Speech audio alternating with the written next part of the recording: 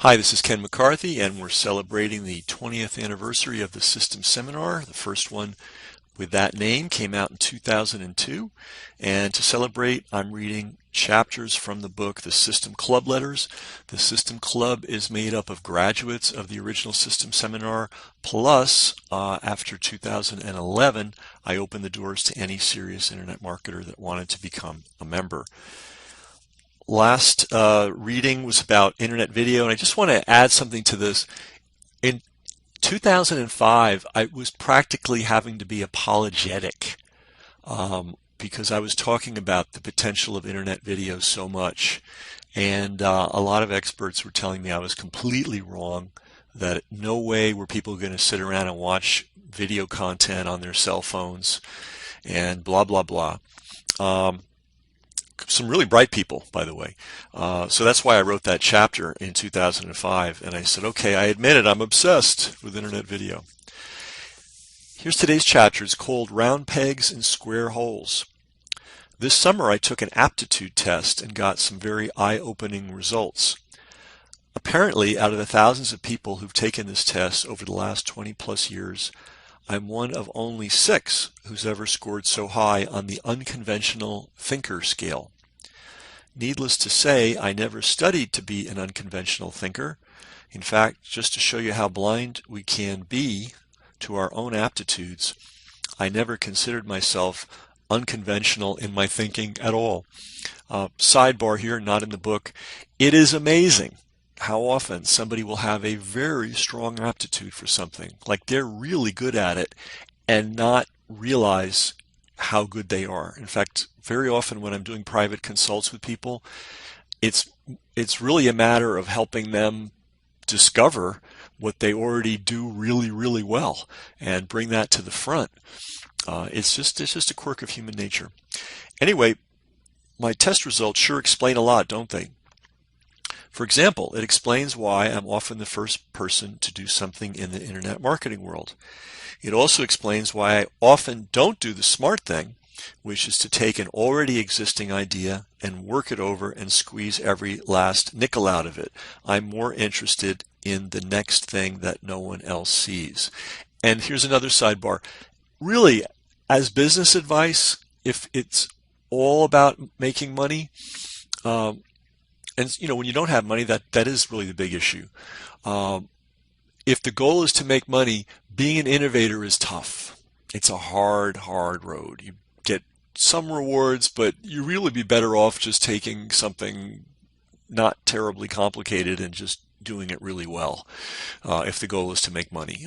Being a pioneer and innovator, not recommended if the goal and the need is to make money. All right.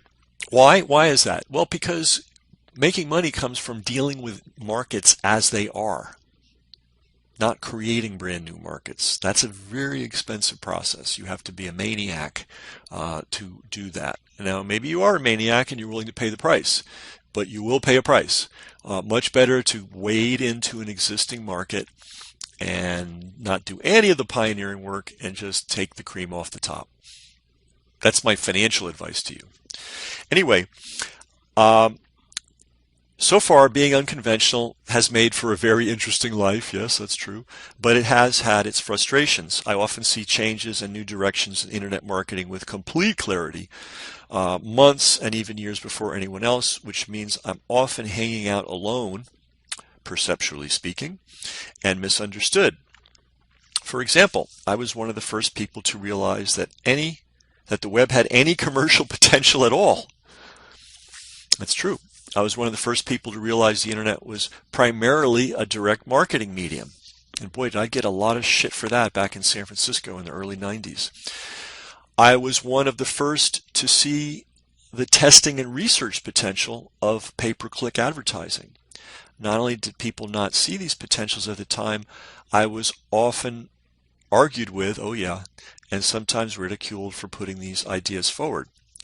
That's why the system and the System Club has been such a blessing for me. I've had receptive people to share my quote crazy ideas with.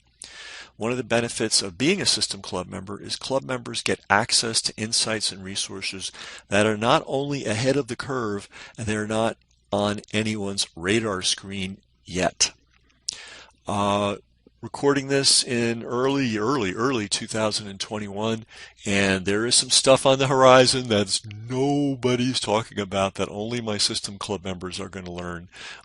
Though I may open it up to the general public, but for a really stiff price. We're looking at about 10 grand to get access to this material, because it's really for serious people with serious businesses. And if they don't have 10 grand to save their business, because a lot of businesses are going to be wiped out in the coming years with technology changes, then we don't want to deal with them. But System Club members are going to get, as they always do, they're going to get the preview way before anybody else.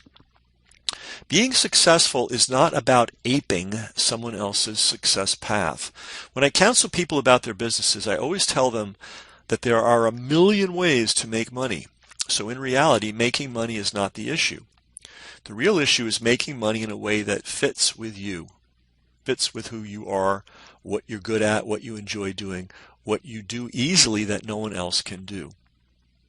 Which is why I do the innovation thing, because it's my nature, not necessarily something to follow. I also counsel people who are overextended with the following phrase, which I coined before the U.S. sent troops to the Middle East. By the way, I want to go on the record.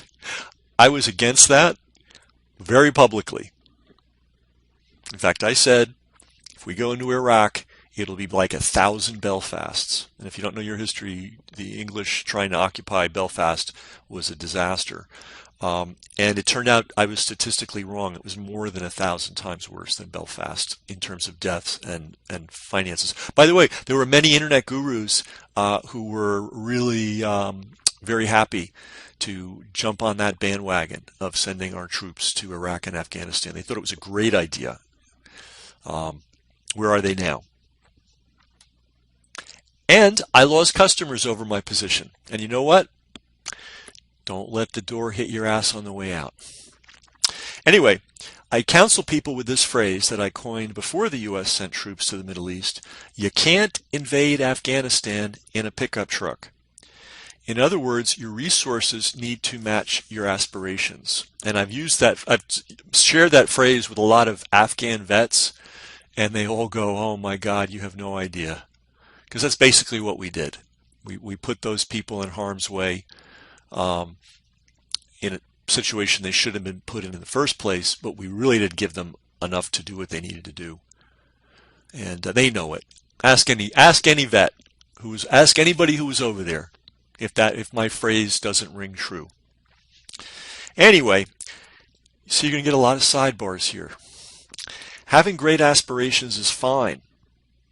But if you have them, you need to develop a correspondingly grand set of resources through education, networking, outsourcing, etc. Or you may decide to scale back on your idea so that it fits the level of resources and infrastructure you're comfortable with building and managing. Either way is fine. But whatever you do, follow the old Frank Sinatra song and do it your way. There's no need to contort yourself to enjoy success.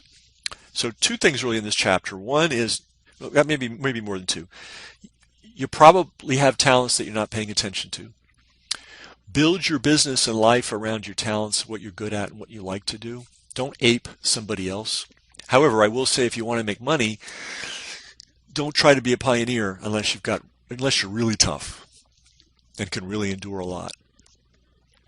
And the third thing is sometimes people have great ideas, and I love great ideas, and I am the encourager of great ideas. But then you have to get realistic fast. What do you need to bring your idea to fruition? Now, you don't necessarily need to know everything that that you have to have, but you have to start thinking about it today. Like, don't let dreams just sort of percolate for weeks, months, and years. Immediately start laying the foundations. And again, you don't have to know A to Z, but you have to start thinking about, okay, I've got this idea. What am I going to need? to accomplish it. That's sort of the first step, setting your inventory of the things that you need, and then figuring out, okay, how do I get them? Can I even get them? And then the last question is it worth it? I got a lot of students, and I'm one of them, who really likes having a small business that has really high margins, as opposed to a cast of thousands worrying about a paycheck, making people's paychecks every week or every month. Bigger is not necessarily better. Better is independence and peace of mind. And you may not need to have a huge enterprise to get that. So big ideas, though, if you've got one, God bless you, go for it if it means something to you.